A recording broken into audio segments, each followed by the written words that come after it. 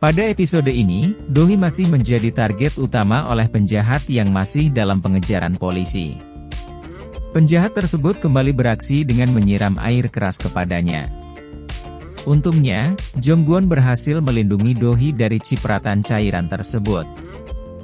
Jong-gwon segera menggenggam tangan Do-hee untuk menggunakan kekuatannya. Do-hee terkejut melihat luka di tubuh Jong-gwon kembali pulih dalam sekejap. Jong-gwon memberitahu Do-hee bahwa dia adalah demon atau semacam iblis. Sebelum lanjut menonton, jangan lupa subscribe channel ini. Do-hee segera melaporkan kejadian tersebut kepada polisi. Polisi telah menyelidiki sampel cairan yang digunakan pelaku. Ternyata, cairan tersebut merupakan asam sulfat, yang bisa saja membuat Do-hee tewas karena melapuh. Jong-gwon menunggu Do-hee yang sedang dimintai keterangannya. Tiba-tiba, seorang tunawisma yang berada di kantor polisi menghampiri Jong-gwon.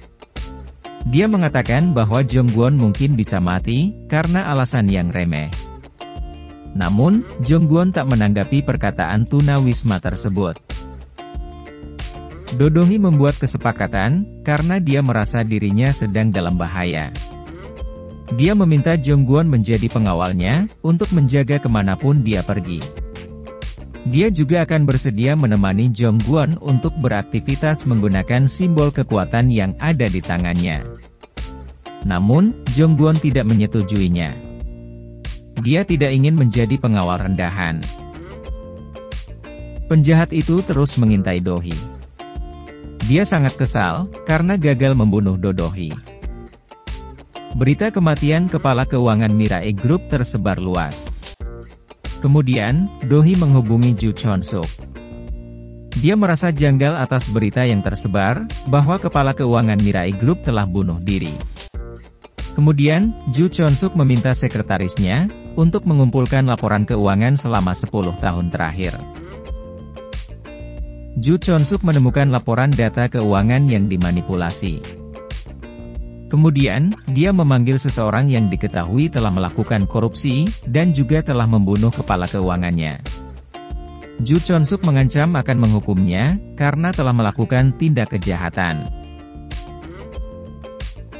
Keesokan harinya, Jong-gwon mulai mengalami pembakaran abadi pada jarinya. Semua sangat cemas, sebab Jong-gwon akan musnah. Jong-gwon segera menghubungi Do-hee untuk bertemu. Di sana, Jong-gwon menyetujui kesepakatan yang dibuat Do-hee. Dia bersedia menjadi pengawalnya. Do-hee merasa curiga, sebab semalam Jong-gwon bersikeras tidak mau menjadi pengawalnya. Jong-gwon berusaha meyakinkan Do-hee bahwa mereka mempunyai visi misi yang sama. Kemudian, Jong-gwon mengajak Do-hee untuk mencari manusia yang ingin membuat perjanjian. Jong-gwon mendatangi seorang ibu yang sedang memohon kesembuhan untuk putrinya bernama Yeon-su.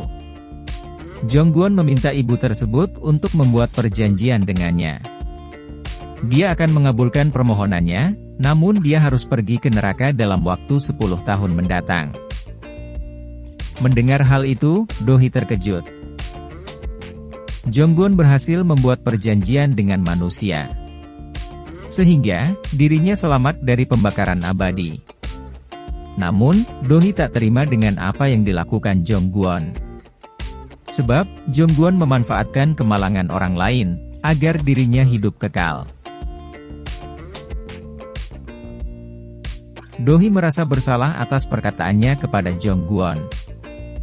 Tiba-tiba saja, Jong-gwon membawakan Do-hee payung. Do-hee tetap menerima Jong-gwon sebagai pengawalnya. Pegawai kantor merasa bingung, sebab untuk pertama kalinya Do-hee menggunakan jasa pengawal. Sepulang bekerja, Do-hee menanyakan alasan Jong-gwon menjadi demon. Jong-gwon menjelaskan bahwa Tuhan menciptakan demon dari manusia terpilih, karena membutuhkan pekerja di neraka. Do-hee menyimpulkan alasan Tuhan memilihnya, karena Jong-gwon memiliki sifat yang jahat. Tiba-tiba saja, Ju Chon-suk mengirim pesan perpisahan kepada Do-hee. Kemudian, Do-hee segera mengunjunginya. Di sana, Do-hee terkejut melihat Ju Chon-suk sudah tidak bernyawa. Do-hee meminta Jong-gwon untuk membantunya menyelamatkan Ju Chon-suk. Namun, Jong-gwon hanya terdiam. Sebab, dia tak bisa membangkitkan orang yang sudah meninggal. Semua kerabat memberi penghormatan terakhir saat pemakaman Ju Chon-suk. Do-hee sangat terpukul atas kepergian Ju Chon-suk. Sebab, selama ini hubungan mereka sangat dekat. Do-hee mengenang kebersamaannya dengan Ju Chon-suk.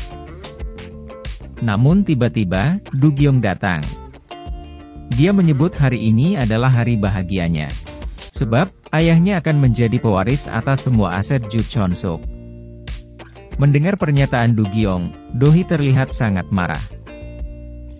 Jong-gwon datang untuk menenangkan Do-hee. Di sana, Do-hee merasa sedih, karena kematian Ju Chon-suk justru dianggap sebagai hari bahagia oleh keluarganya. Do-hee merasa kesepian dan sangat merindukan Ju Chon-suk. Dia menyesal tak sempat mengucapkan kata perpisahan kepadanya. Kemudian, Jong-gwon mengubah pakaian Do-hee menjadi warna putih. Dia meminta Do-hee untuk menyampaikan salamnya kepada Ju Chon-suk, sebab dia akan menghampirinya. Tak lama kemudian, seekor kupu-kupu hinggap di tangan Do-hee. Do-hee mengungkapkan rasa cinta dan sayangnya kepada Ju Chon-suk. Dia juga berterima kasih, karena Ju Chon-suk telah menyayanginya selama 17 tahun. Untuk pertama kalinya, Jong-gwon merasa terharu dengan manusia. Polisi meminta keluarga besar Ju Chon-suk berkumpul untuk membahas penyebab kematian Ju Chon-suk. Ternyata, setelah dianalisis oleh dokter, Ju Chon-suk meninggal akibat efek samping obat diklofenak. Do-hee terkejut, sebab Ju Chon-suk memiliki alergi terhadap obat tersebut. Polisi juga telah menyelidiki, bahwa label botol obat yang dikonsumsi Ju Chon-suk dan isinya berbeda. Do-hee kembali teringat, kasus kepala keuangan Mirai Group yang mati saat ingin mengungkap masalah yang dia temukan pada laporan keuangan Mirai Group. Do-hee menduga bahwa Ju Chon-suk juga telah dibunuh oleh pelaku, karena telah mengetahui kejahatannya. Anehnya, Noh Suk-min meminta agar penyebab kematian Ju Chon-suk dirahasiakan. Dia akan mengumumkan kematian Ju Chon-suk akibat serangan jantung. Sebab, dia khawatir masalah ini akan berdampak buruk bagi bisnis mereka.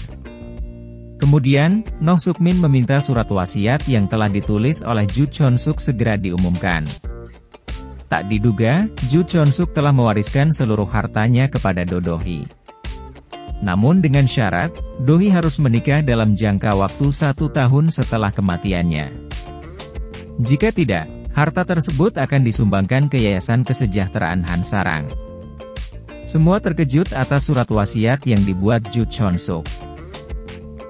Do-hee bertekad akan mengungkap fakta kematian Ju Chon-suk, meskipun dia harus bergandengan dengan iblis.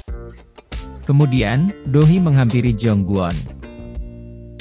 Tak disangka, Do-hee meminta Jong-gwon untuk menikah dengannya.